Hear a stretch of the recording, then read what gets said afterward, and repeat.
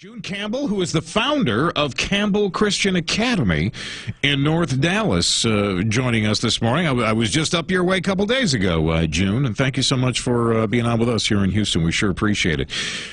Gallup poll shows 30% of teachers actively engaged in their job, which would, of course, lead one to assume that the other 70% are not engaged in their jobs. It estimates that teachers who aren't engaged account for 2.3 million missed work days every year.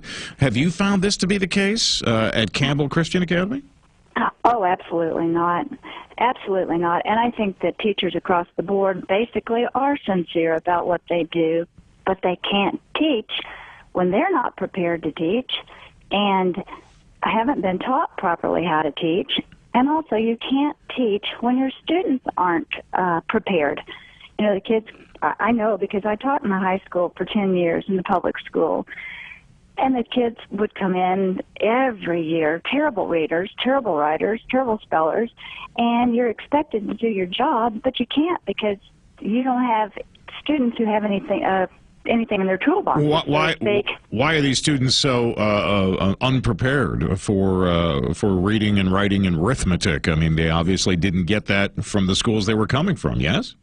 That's correct. They're passed on year after year after year, whether they've mastered the material or not. Well, June, would that mean, I'm sorry to interrupt you, but would that mean that maybe the teachers they had weren't engaged in teaching them the things that they needed to know? Maybe that plays right into what Gallup has found out here.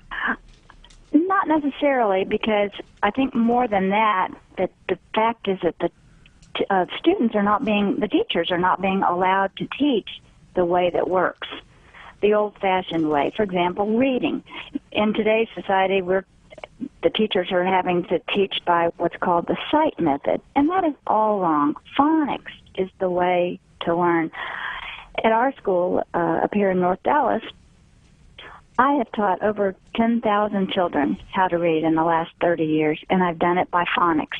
Do you think this is Common Core creeping in? Is that the reason why that these students are?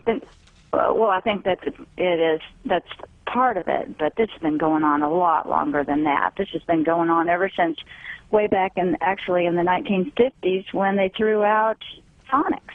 And so that's why kids can't read. They don't have the tools. They don't know how to read. They have to guess at words.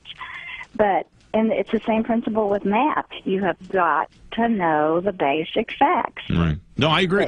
Now, would you also say that children don't respect teachers? I mean, I'm watching this video today of this kid tackling his 62-year-old teacher because he took his cell phone away. I mean, that goes on in classrooms all the time, right?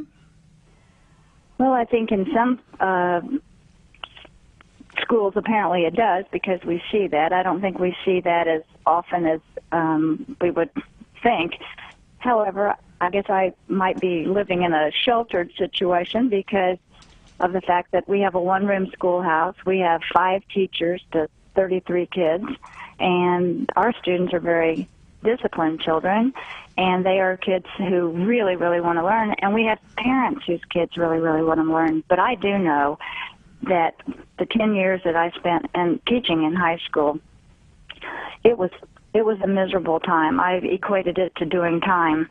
Yeah, because the parents don't respect the teachers. The students don't respect, for the most part. Some did.